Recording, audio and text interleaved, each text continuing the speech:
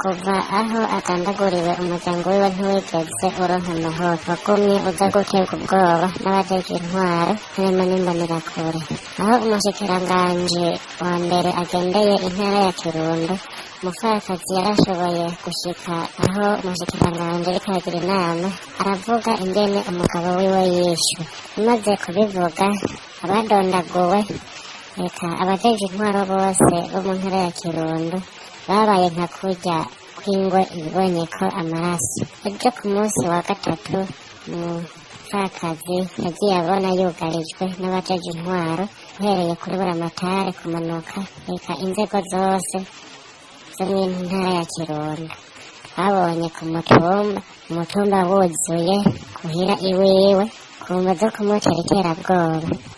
Uwo munsi ku munsi wa kane camutegeka ko aca agenda mu bugabira, tukabona ko ari uruhigi n'agatotezo ariko aragirirwa azira ico atazi, kuko gushika ubu ntazi umugabo wiwe ico yazize. Basaba umushikiranganji we yaganyiwe yumvise amarira y'uwo mupfakazi ko yofata ikibazo ciwe mu minwe, kuko ivyo yari yategetse buramatari ko uwo mupfakazi ategereza kumwumviriza.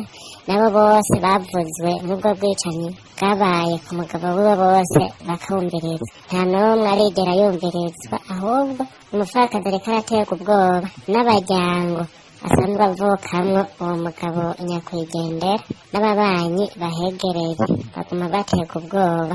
Tukabona rero ko ingendo ya CNDD-FDD bamwe muri bo ari abo guturubika abantu, bakibaza ko isi ari yabo batazoyisigaho.